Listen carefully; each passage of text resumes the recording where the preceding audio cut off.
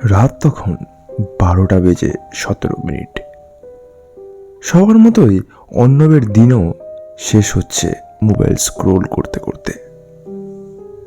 হঠাৎ ফোনটা কেঁপে উঠল। Unknown number. হ্যালো।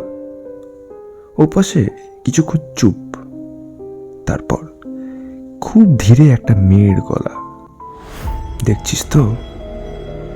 অর্ণব বিরক্ত হলো। কি দেখবো? পিছনে কে দাঁড়িয়ে আছে সেটা।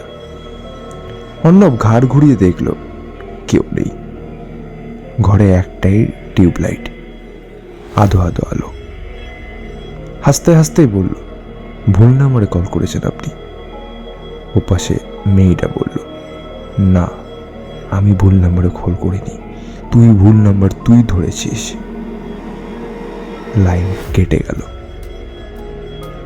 অর্ণব এ ধরনের প্র্যাঙ্ক লাইটলি নেয়। আবার ফোনে মন দিল। 5 মিনিটের মধ্যেই আবার সে একই নম্বর থেকে কল। বলো, আবার কি দেখবি? ওপাশে এবার একটু রাগীর স্বর। আমি তো বলেছিলাম আয়নায় দেখতে, দেয়াল না। অর্ণবের বুকটা কেঁপে উঠল এবারে। ঘরের কোনায় একটা আয়না ছিল, কিন্তু বছরখানেক ঘোরানো। আচমকা সে বুঝতে পারল আয়নাটা আজ কারা যেন সোজা করে দিয়েছে।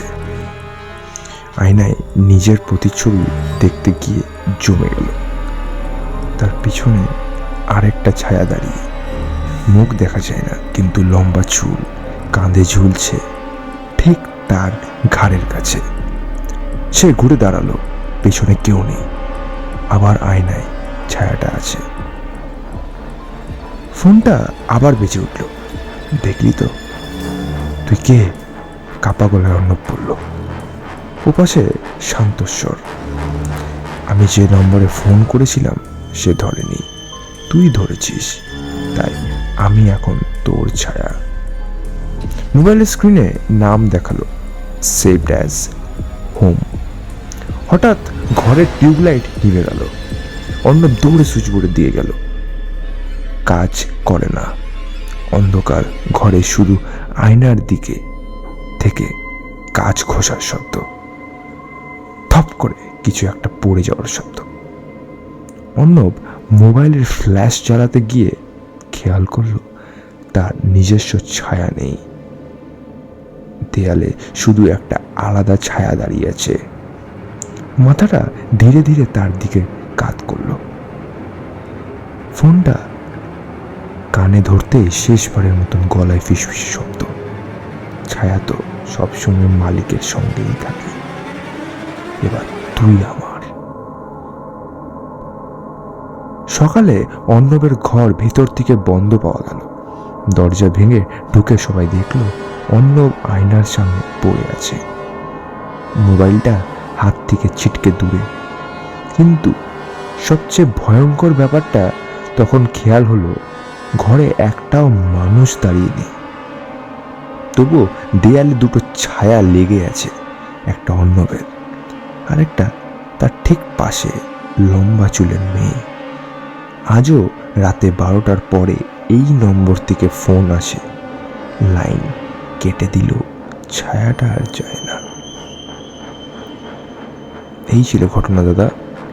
এটা আমার দাদার সাথে, মানে দাদার বন্ধুর সাথে ঘটে যাওয়া। মানে দাদা যখন হোস্টেলে ছিল, তো আমার দাদা মানে ক্লাসমেট, মানে যখন রুমের ভাড়া নিয়ে থাকতো, রুমটা একটা মানে রুমটারও একটা মানে বাজে হিস্ট্রি ছিল আমাদের ওই পাড়াতে, মানে যে পাড়াতে দাদারা থাকতো আর কি। সো কম পয়সার জন্য, কিছু ফাইন্যান্সিয়াল প্রবলেমের জন্য দাদার বন্ধু ওই ঘরটাই চুজ করেছিল। আর দাদার বন্ধুর সাথে আজকে এই ঘটনাটি ঘটেছিল। মানে এই ঘটনাটি প্রায় আজ থেকে 5 থেকে 6 বছর আগের ঘটনা, এবং এটা সত্যিই ঘটনা দাদা। আমার নিজের ফোন নাম্বার দিয়ে রাখলাম সত্যতা যাচাইয়ের জন্য তোমার। অসংখ্য ধন্যবাদ রূপসাকে। আজকে এই ঘটনা পাঠিয়েছে রূপসা দুর্গাপুর থেকে। তো রূপসাকে জেনে অসংখ্য অসংখ্য ধন্যবাদ। রূপসা ব্যানাচিতিতে থাকে, দুর্গাপুর ব্যানাচিতিতে। তো তারই দাদার সাথে ঘটে যাওয়া। তার দাদা যখন এমপিতে, জায়গাটার নাম বলছি না, এমপিতে খুবই একটা ফেমাস জায়গায় এবং খুবই ফেমাস কলেজে তার দাদা যখন পড়তে গিয়েছিল সেখানকারই হোস্টেলে, খুবই একটা ফেমাস জায়গা হোস্টেলে তার দাদা ছিল। সেই পাড়ারই একটা ঘরের কথা এখানে আমি উল্লেখ করলাম, মানে রূপসা উল্লেখ করেছে আর কি। যাই হোক, ঘটনাটি আশা করি সবার খুব ভালো লেগেছে হরর টকিজে। আর সবাইকে বিলেটেড হ্যাপি নিউ ইয়ার। সবাই খুব আশা করি দিনটা খুব ভালোভাবে কাটিয়েছো আর খুবই মানে আনন্দ করেছো। নতুন বছর, নতুন আবেগ, নতুন স্বপ্ন, সব কিছু ঘিরে এই বছরটা আমাদের কাটাতে হবে। এই বছরে মানে 2025-এ অনেক এমন স্বপ্ন আছে যেগুলো ফুলফিল হয়নি, যেগুলো পূরণ হয়নি, সেগুলো কিন্তু এবার 2026-এ না পূরণ করলে হবে না, পূরণ করতেই হবে। হরর টকিজকে নিয়ে সব কিছু ব্যাপারটা ঘিরে সব কিছু ব্যাপারটা পূরণ করতে হবে। এবং সবাই হরর টকিজকে সাবস্ক্রাইব করো, কারণ হরর টকিজ খুবই তার কাছে 500 সাবস্ক্রাইবার আছে। থ্যাংক ইউ এভরিওয়ান হরর টকিজকে এমনিভাবে সাপোর্ট করার জন্য। দেখা হচ্ছে হরর টকিজের পরবর্তী নম্বর এপিসোডে, ঠিক রাত 11টায়। শুনতে পারো না হরর টকিজ। Thank you.